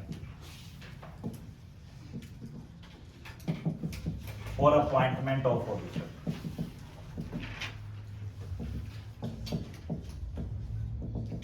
सेक्शन 139 के हिसाब से 3 टाइप के ऑडिटर बता सकते हो आप कौन कौन से निकले? चलो मैं हिंट देता हूं, तो फर्स्ट ऑडिटर, एक सबसीक्वेंट ऑडिटर, एक कैजुअल वैकेंसी वाला ऑडिटर। इन तीनों के लिए ऑडिट कमेटी की रिकमेंडेशन जाएगी क्या, ऐसा क्वेश्चन आपसे पूछा जा सकता है, या सिर्फ सबसीक्वेंट ऑडिटर के लिए जाएगी?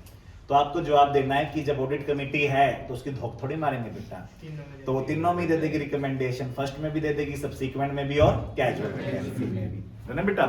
और वैसे भी फर्स्ट और कैजुअल वैकेंसी में तो इसकी रिकमेंडेशन की ज्यादा जरूरत है, क्योंकि फर्स्ट ऑडिटर और कैजुअल वैकेंसी को बीओडी भर रहा है जो खतरे से खाली नहीं है ना बेटा, क्योंकि जिसकी ऑडिट होनी है वही ऑडिटर अपॉइंट कर रहा है, गड़बड़ हो जाती है ना बेटा। तो ऑडिट कमेटी की recommendation for the appointment of auditor is optional या mandatory? Mandatory in all types of auditor, whether first, subsequent और कैजुअल वैकेंसी।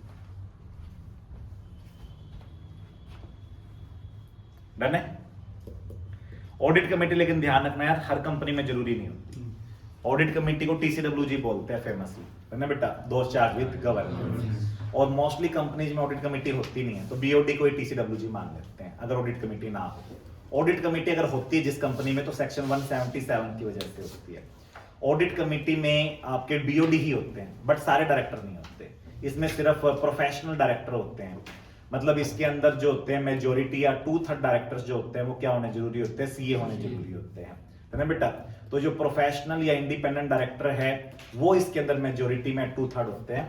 और ऑडिट कमेटी तो इस वजह से क्या बन गई, नॉर्मल कमेटी है या एक्सपर्ट कमेटी है ना बेटा। तो जब भी आप कंपनी में ऑडिटर अपॉइंट करो तो ऑडिटर को बेटा सिलेक्ट करने में सबसे अच्छा योगदान बीओडी से ज्यादा, शेयर होल्डर से ज्यादा कौन दे सकती है? Audit committee. क्योंकि एक तो इसमें चार्टर्ड अकाउंटेंट्स है, ऊपर से ये इंडिपेंडेंट है, इनका कंपनी से कोई लेना देना नहीं है ना बेटा। तो इसलिए ऑडिट कमेटी को सेबी तो बहुत ज्यादा बेटा इंपॉर्टेंस देती है, और कंपनी लॉ भी इसको अच्छी खासी इंपॉर्टेंस देता है। और ऑडिट कमेटी जहां पर भी होगी तो ऑडिट कमेटी पहले सुझाव देगी, फिर बीओडी आगे बढ़ेंगे। हालांकि बीओडी के लिए ऑडिट कमेटी का सुझाव मानना जरूरी नहीं है, लेकिन बीओडी को ऑडिट कमेटी से कंसल्ट करना पड़ेगा कि भी मेरे को आप वाला नाम समझ में नहीं आया, मेरे हिसाब से इस सीएफएम की बजाय इस सीएफएम से ऑडिट करानी चाहिए। और अगर दोनों में झगड़ा हो गया और ऑडिट कमेटी और बीओडी अड़ गए, तो वहां पर बीओडी अपना नेम तो रिकमेंड कर सकते हैं आगे शेयर होल्डर्स को, लेकिन उनको साथ में बताना पड़ेगा कि ऑडिट कमेटी ने ये नेम रिकमेंड किया था, बट यहाँ पे हमारी सहमति नहीं बन पाई, है ना बेटा। तो अभी जो कंपनी लॉ है उसमें ऑडिट कमेटी को इंपॉर्टेंट रोल है, जबकि जो सेबी का लॉ है, सिक्योरिटी लॉ बोलते हैं उसको, उसमें से ऑडिट कमेटी का रोल जो है वो क्रूशियल है, वहां पे ऑडिट कमेटी की ही चलती है। अनलिस्टेड कंपनी में सेबी सोचती है कि चलो इनको थोड़ी राहत दे देती हूँ, तो ऑडिट कमेटी अगर आपने बना रखी है तो उसकी बात सुननी जरूरी है, बट माननी जरूरी नहीं है ना बेटा। क्लियर? चलिए बेटा, सेक्शन 140 में रिमूवल और रिजाइन, रिमूवल और रिजाइन में से कौन सा काम ऐसा है जो कि बहुत ज्यादा मुश्किल? रिजाइन तो आसान सा है, जब आपके मन में आए रिजाइन मार दो। हालांकि रीजन होना चाहिए आपके पास, और रीजन आपको गवर्नमेंट को भी सबमिट करना पड़ेगा। ये जो रिजाइन है ये आप आरओसी को देंगे या सेबी को देंगे? दोनों को दे देते हैं, अगर लिस्टेड है तो सेबी को भी दे देते हैं। और कैग को कब देंगे? जब गवर्नमेंट कंपनी के ऑडिटर थे, साथ में कंपनी को तो देना ही देना है रिजाइन की, मैं नहीं आऊंगा, है ना बेटा। तो कंपनी को तो बताना ही बताना है, कहीं आप फोन बंद करके बैठ जाओ, है ना बेटा। तो ऐसे इन प्रोफेशनल वर्क नहीं करने, आपको उसको प्रॉपर रिजाइन सबमिट करना है कि I will not continue as the auditor, please appoint some other auditor, है ना बेटा। और रिमूवल ऑफ ऑडिटर जो है उसके लिए जो सीजी की अप्रूवल है एडिटेड 2, इसके अलावा और क्या क्या चाहिए? रिमूवल ऑफ ऑडिटर के लिए सबसे पहले तो बोर्ड रेजोल्यूशन चाहिए। क्या चाहिए? Board resolution. उसके 30 दिन में सीजी की अप्रूवल के लिए अप्लाई करना है। बोर्ड रेजोल्यूशन अगर आप पास करा देते हो, बोर्ड रेजोल्यूशन का मतलब बीओडी कह रहे हैं कि हमें ऑडिटर हटाना है, बीओडी के ऊपर बेटा गवर्नमेंट बड़ी कार्रवाई कर सकती है इस बात के ऊपर कि क्यों हटाना है तुम्हें ऑडिटर, क्या हो रहा है तुम्हारे, है ना बेटा। तो ध्यान रखना बेटा, बीओडी पहले रिस्क लेंगे और फिर किसके पास जाएंगे बेटा? सेंट्रल गवर्नमेंट के पास। सेंट्रल गवर्नमेंट जो सीए की विरोधी है उसके पक्ष में है, फिर वो अप्रूवल ही क्यों देगी तुम्हें ऑडिटर हटाने के लिए, और अप्रूवल दे भी देगी तो पहले तुमसे 1000 क्वेश्चन पूछेगी, ऐसा ऑडिटर ने क्या कर दिया, है ना बेटा। क्योंकि सीजी जो है बेटा, इट्स लाइक पेरेंट्स, तुम कह रहे हो टीचर चेंज करना है तो पेरेंट्स एकदम से हाँ भर देंगे नहीं ना, 100 सवाल पूछेंगे काय को चेंज करना है ना बेटा। समझ में आ गई बात? तो आपको ध्यान रखना है बेटा, बोर्ड रेजोल्यूशन पास होगा, फिर सीजी की अप्रूवल, सीजी की अप्रूवल मिलने के 60 दिन के अंदर अंदर फिर तुम्हें एसआर पास करवाना है जनरल मीटिंग में। क्या पास करवाना है? एसआर का मतलब 50% वोट या 75%, जिसमें जो राज्यगा तुम्हें एसआर पास कराते हुए, है ना बेटा। मान लो कि हमें सुप्रीम कोर्ट के जज को हटाना है, हट तो जाएगा, देयर इज अ प्रोसेस, लेकिन आज तक कभी हटा तो नहीं, है ना बेटा। हटाने की प्रक्रिया तो है संविधान में, लेकिन आज तक कभी यूज तो नहीं हुई 70-75 सालों में, है ना बेटा। 80 साल होने वाले हैं, तो आपको ध्यान रखना है बेटा, हमारे 80 साल होने वाले आजादी के, कभी आज तक हटा तो नहीं। ऐसे ऑडिटर को हटाने की प्रक्रिया है, हटा तो नहीं कभी ऑडिटर। इस ऑडिटर क्या रहता है बेटा? वीक रहता है, पावरफुल, और फिर डरता नहीं है, बोले हटाएगा कैसे, पहले बोर्ड रेजोल्यूशन, इतने बेशरम हो पहले तुम, फिर सीजी को मनाओ, वो होएगी नहीं इतनी बेशरम, है ना बेटा। फिर तुम्हारे शेयर होल्डर से एसआर पास करो, वो मानेंगे नहीं इतना जल्दी से, है ना बेटा। तो बहुत मुश्किल काम ऑडिटर को हटाना। तो एक बार ऑडिटर को रख लिया तो कितने साल झेलना पड़ता है? 5 साल। 5 साल में तो बेटा वो सारे फ्रॉड निकाल सकता है अगर वो ढंग से काम करे तो, है ना बेटा। इससे ऑडिटर की इंडिपेंडेंस वीक होगी, स्ट्रॉन्ग होगी, और उसको एथिकल रिक्वायरमेंट को फॉलो करने का अच्छा खासा टाइम और एनर्जी मिल जाएगी, है ना बेटा, क्योंकि लॉ मेकर उसके फेवर में है ना बेटा। चले, एक और तरीका भी ऑडिटर को रिमूव करने का, ये जो ऑडिटर को रिमूव करने का तरीका ना, ये तो सबसेक्शन 1 में है, सबसेक्शन 2 और 3 में रिजाइन है। किसमें रिजाइन है? सबसेक्शन 2 और 3 में। और जो सबसेक्शन 5 है उसमें रिमूवल का एक तरीका और है, एनसीएलटी, नेशनल कंपनी लॉ में आप शिकायत कर दो ऑडिटर की कि यार ये फ्रॉड कर रहा है, रिश्वत मांगता है, ये कहता है 10 किलो काजू दे दो, 50 किलो बादाम गिरी दे दो, इसने ऑडिट करनी नहीं है, इसने पैसे खाने हैं, और आप प्रूव करो ये सब, तो फिर एनसीएलटी ऑडिटर को हटा सकती है। और अगर ऐसा प्रूव होता है तो फिर वो पर्सन बेटा ऑडिट नहीं कर पाएगा सेम कंपनी की 5 साल तक या किसी भी कंपनी है ना बेटा, वो किसी भी कंपनी की ऑडिट नहीं कर पाएगा अगले 5 साल तक। प्लस उसके ऊपर लगेगा बेटा 447 है ना बेटा। तो ध्यान रखना आपको कभी भी बेटा अपने वाला ही बेटा काम नहीं करने वहां पे जाके, है ना बेटा। शुरू हो जाओ वहां पे, अरे साड़ी की दुकान की ऑडिट गए तो साड़ियां ले आए, है ना बेटा। और होटल की ऑडिट करने गए तो उनसे कूपन्स ले आए, ऐसा कुछ नहीं करना, है ना बेटा। ज्वेलरी की शोरूम की ऑडिट करने गए तो 4 हार डाल लाए, बोले ये तो बनता ही है, मैंने तुम्हारे खिलाफ कुछ लिखा नहीं, है ना बेटा। तो ऐसे काम नहीं करने, है ना बेटा। चले ऐसे करते हैं ऐसे ऐसे काम, हमें नहीं पता। हम छोटे छोटे बच्चे हैं। चलो बेटा, उसके बाद है आपने एक ऑडिट एंगेजमेंट लेटर बनाना होता है, उसमें ऑडिटर की फीस वगैरह लिखनी होती है। उसमें तुमने क्या किया, ऑडिटर की फीस नहीं लिखी और तुमने कहा बाद में डिसाइड कर लेंगे, तो बाद में भी डिसाइड कर सकते हैं। यस यस यस, ये ध्यान रखना। और ये क्वेश्चन गलत हो जाता है बच्चों का, क्योंकि सबको ये लगता है यार बाद में क्यों डिसाइड करना, अभी कर। तो सेक्शन 142 में लिखा हुआ है रेम्युनरेशन या तो उसी जनरल मीटिंग में फिक्स कर लो जिसमें आपने ऑडिटर को अपॉइंट किया है, या आप उसमें मैनर फिक्स कर लो। क्या फिक्स कर लो? और फिर इन्होंने एक क्वेश्चन दिया हुआ आपके मॉड्यूल में जिसमें लिखा हुआ है ऑडिट एंगेजमेंट लेटर इन्होंने बना लिया और ऑडिट फीस उसमें डिसाइड नहीं की, और कहा कि लेटर हम डिसाइड कर लेंगे। Is it valid? तो आपको लिखना है yes it is valid. Audit fees को ऑडिट एंगेजमेंट लेटर से डिसाइड करना जरूरी नहीं है, इसको बाद में भी फिक्स किया जा सकता है। सेल ऑफ गुड एक्ट याद करो, उसमें जो प्राइस था बेटा वो बाद में भी फिक्स किया जा सकता था, और सिर्फ प्राइस बाद में फिक्स किया इस वजह से कॉन्ट्रैक्ट वॉइड नहीं होगा, ये ध्यान रखना बेटा। राइट में ऑडिटर को क्या राइट्स मिलते हैं? एक तो ऑडिटर कोई भी बुक्स, डॉक्यूमेंट, रिकॉर्ड, वाउचर कुछ भी मांग सकता है, क्लाइंट उसको देने से मना कर सकता है। अगर क्लाइंट मना करे ना तो आपको एक डिस्क्लेमर ऑफ ओपिनियन का बर्मास्टर मिलता है ऑडिटर, है ना बेटा। जहां पर भी क्लाइंट कहे ना कि मैं आपको ये रिकॉर्ड नहीं दूंगा, तो आप कहना मैं तो डिस्क्लेम कर देता हूं ओपिनियन। डिस्क्लेम से क्या होगा, क्लाइंट की बेइज्जती बहुत ज्यादा एक्स्ट्रा लेवल की हो जाती है और उससे उसका शेयर का रेट बुरी तरह गिर जाएगा, और से भी बेटा अगले दिन धमक जाएगी वहां पे कि ऑडिटर कह रहा है तू ऑडिट नहीं करने दे रहा उसको, है ना बेटा। तो आपको ध्यान रखना है बेटा, डिस्क्लेमर एक ब्रह्मास्त्र है जो ऑडिटर को मिलता है, जिसका इस्तेमाल आप समय समय पे करते रहते हैं, है ना बेटा। अगर क्लाइंट हमसे ना डरे तो, है ना बेटा।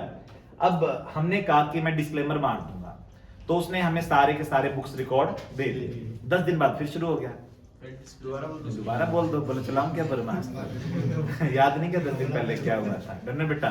तो आपको बेटा ध्यान रखना है, डिस्क्लेमर मारना नहीं है, बस क्या देना है, धमकी देनी है।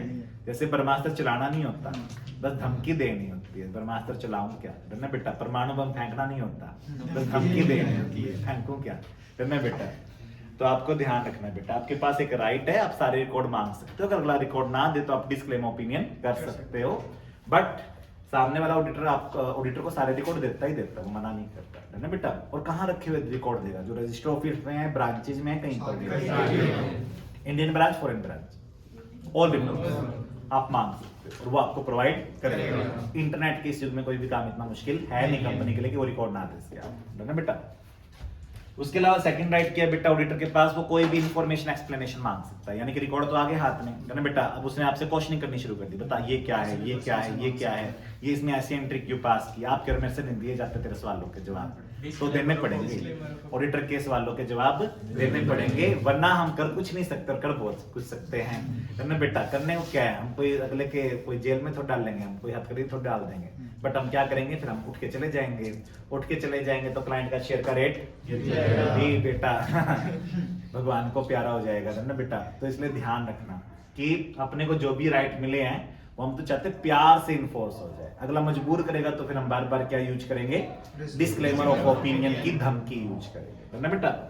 राइट जितने भी ऑडिटर को मिलते हैं, सारे के सारे ऑडिटर जो हैं बेटा अपनी मर्जी से यूज करते हैं। जैसे कि एक राइट आप किसी भी सब्सिडरी में विजिट कर सकते हो, तो जरूरी नहीं है इस राइट को हमेशा यूज करना है, जब आपको जुट लगे। जैसे मान लो आपके पास कई सारे हथियार है तो एक साथ फेंकोगे सारे एक करके, है ना बेटा। तो आप विजिट कर सकते हो किसी भी सब्सिडरी को, एसोसिएट कंपनी को विजिट कर सकते हो, कोई भी ब्रांच को। और आपके पास राइट है बेटा एजीएम और ईजीएम दोनों में जाने का। एजीएम में जाना मैंडेटरी है, बुलाया जाएगा दोनों में आपको, एजीएम में भी और ईजीएम में भी। आपके पास सिर्फ ड्यूटी नहीं है साइन करने की ऑडिट रिपोर्ट को, आपका राइट भी तो है ये, है ना बेटा। और फीस मांगना है, रेम्युनरेशन मिलना आपका राइट है ना बेटा। और फीस या रेम्युनरेशन ना मिले तो वो एक लियन होता था, राइट ऑफ लियन। तुमने हमारे पैसे खाए, हम तेरे को गुड्स नहीं देंगे। अब यहाँ पे आप क्लाइंट का रिकॉर्ड दबा के बैठ जाएंगे और क्लाइंट का रिकॉर्ड देने से मना कर देंगे। क्लाइंट अपने रिकॉर्ड के बिना क्या करेगा, रोता घूमेगा ना बेटा। ड्यूटीज में क्या है बेटा, आपको जितने भी फ्रॉड हो सकते हैं मैक्सिमम ढूंढने हैं और वो रिपोर्ट करने हैं बेटा सीधा सेंट्रल गवर्नमेंट को। अगर फ्रॉड का अमाउंट 1 करोड़ या उससे ज्यादा हो इंडिविजुअली, अगर मान लो 3 फ्रॉड मिले 40-40 लाख के तो नहीं लगेगा, 1 फ्रॉड मिल गया 1-10 का तो लग जाएगा। तो 1 करोड़ या उससे ज्यादा का फ्रॉड है, इंडिविजुअली है, तो आपको एडीटी फॉर्म में सीधा सेंट्रल गवर्नमेंट यानी मिनिस्ट्री ऑफ कॉर्पोरेट अफेयर को रिपोर्ट करना है। ऑडिट रिपोर्ट तो अभी जाएगी अगस्त सितंबर में, तब तक का वेट नहीं करना, फ्रॉड मिलते ही रिपोर्ट कर दो ना बेटा, फ्रॉड मिलते ही रिपोर्ट कर दो। अगर फ्रॉड का अमाउंट एक लिमिट या उससे ज्यादा, लिमिट क्या है 1 CR एट प्रेजेंट है ना बेटा, और इंडिविजुअल अमाउंट होना चाहिए ना बेटा। 10 फ्रॉड मिलके 1 करोड़ के हो गए तो रिपोर्ट नहीं होगा देन। और पहले आप बीओडी ऑडिट कमेटी से सवाल जवाब करेंगे कि यार हमें फ्रॉड मिला है तुम्हारे यहाँ, हम सीजी को रिपोर्ट क्यों ना करें ना बेटा, और फिर उनका रिप्लाई लेके हमें सीजी को क्या करना है, रिपोर्ट। तो हमें इमीडिएटली फ्रॉड को बताना होता है बेटा, या तो बीओटी को या ऑडिट कमेटी को, एज द केस में भी। अगर ऑडिट कमेटी है तो किसको बताएंगे, ऑडिट कमेटी को। ऑडिट कमेटी नहीं है तो बीओटी को, फिर उनसे रिप्लाई लेंगे, उनका 45 डेज में वो रिप्लाई दे सकते हैं, फिर अगले 15 दिन में आप सीजी को रिपोर्ट कर देते हैं। तो ये एडीटी 4 हो गया, 4 ही फॉर्म है इस चैप्टर में। और एडीटी 1 में क्या है, ऑडिटर की अपॉइंटमेंट हमें आरओसी को बतानी होती है, कितने दिन में, 15 दिन में बेटा, कि this person has been appointed as our auditor, तो आप आरओसी को बता देते हैं। नॉन ऑडिट सेवाओं में 8 सेवा आपकी दी हुई है जो आपको अलाउड नहीं है। अकाउंट कीपिंग अलाउड नहीं है, आपको सेम क्लाइंट के अकाउंट नहीं बनाओगे। इंटरनल ऑडिट अलाउड नहीं है। इन्वेस्टमेंट बैंकिंग, इन्वेस्टमेंट एडवाइजरी, एक होता है design and implementation of information system, तो आप उनका इंफॉर्मेशन सिस्टम बेटा डिजाइन और इंप्लीमेंट नहीं करवाओगे ना बेटा, अदरवाइज आप में सेल्फ रिव्यू थ्रेट आ जाएगी ना बेटा। 5 होगी बेटा, अकाउंट कीपिंग नहीं दे सकते, इंटरनल ऑडिट नहीं कर सकते, इन्वेस्टमेंट बैंकिंग, इन्वेस्टमेंट एडवाइजरी और designing and implementation of financial information system और एनी अदर इंफॉर्मेशन सिस्टम। छठी जो सर्विस जो आप नहीं दे सकते वो है मैनेजमेंट कंसल्टेंसी सर्विसेज, या मैनेजमेंट को और किसी भी प्रकार की सर्विस नहीं दोगे, क्योंकि अगर आप मैनेजमेंट को सर्विस दोगे ना तो एडवोकेसी थ्रेट आ जाएगी, क्योंकि आप दोनों एक हो गए, आप उसको चैंपियन और बैक कर रहे हो। तो मैनेजमेंट को सर्विसेज नहीं दोगे, कोई भी कंसल्टेंसी वगैरह ना बेटा। 7वीं सर्विस जो आपको अलाउड नहीं है वो है कि आप एक्चुरियल सर्विस नहीं दोगे। एक्चुरियल सर्विस में क्या होता है, आप उनके वैल्यूएशंस करते हैं, और वैल्यूएशंस करते हैं ऐसी चीजों के जो बड़े ही कॉम्प्लेक्स होते हैं, तो आप ऐसा कुछ भी नहीं करोगे जो एक्चुरियल सर्विसेज में कवर्ड होता है ना बेटा। और 8वीं सेवा है आउटसोर्स्ड फाइनेंशियल सर्विस, यानी कि आप उनको कोई भी ऐसी सर्विस नहीं दोगे जो फाइनेंशियल नेचर की है और जो कंपनी ने आउटसोर्स कर रखी है। जैसे कई कंपनी क्या करती है, अपने लेबर के रिकॉर्ड आउटसोर्स कर देती है और कहती है पीएफ तुम काट दो। अब बहुत सारी सीएफ हमें जो सिर्फ पीएफ का ही काम करती है, कोई काम ही नहीं करती है ना बेटा, वो स्पेशलाइज है सिर्फ किसके अंदर, पीएफ के अकाउंटिंग वगैरह करती है। तो ये भी तो एक अकाउंटिंग वर्क ही हो गया ना, और इसको नाम इन्होंने क्या दे दिया, आउटसोर्स्ड फाइनेंशियल सर्विस। 9th जो है वो दिया हुआ है एनी अदर सर्विस एज में बी प्रिस्क्राइब्ड, बट टोटल कितनी आपकी सर्विसेज बैंड होगी, 8, इफेक्टिवली 8। एजीएम अटेंड करना जरूरी है, वरना एआर भेजो, अगर एआर भी नहीं भेज सकते तो शेयर होल्डर से एग्जम्पशन लो, रेजोल्यूशन पास करा के in the general meeting, OR से काम चल जाएगा। साइन आप खुद करोगे अगर आप प्रोप्राइटर हो, पार्टनरशिप में तो any partner who is called as the engagement partner, और आपके जितने भी नेगेटिव कमेंट्स है वो मीटिंग में लाउडली पढ़ के सुनाए जाएंगे। पनिशमेंट इसमें कंपनी पर भी है, डायरेक्टर पर भी, ऑडिटर पे भी है, और इसमें 5 सबसेक्शन है। और कोस्ट ऑडिटर सीए कर सकता है, सीएमए ही कर सकता है, सीएमए ही कर सकता है, सीए को अलाउड नहीं है। कंपनी एक्ट 2013 से पहले सीए भी कर सकते थे कॉस्ट ऑडिट उन इलाकों में जहां पे सीएमए अवेलेबल नहीं था। नया कंपनी एक्ट क्या कहता है, कॉस्ट ऑडिट कौन करेगा, सिर्फ सीए। तो ठीक है, आज का लेक्चर एंड करते हैं, बहुत हो गया, ठीक है, थैंक यू।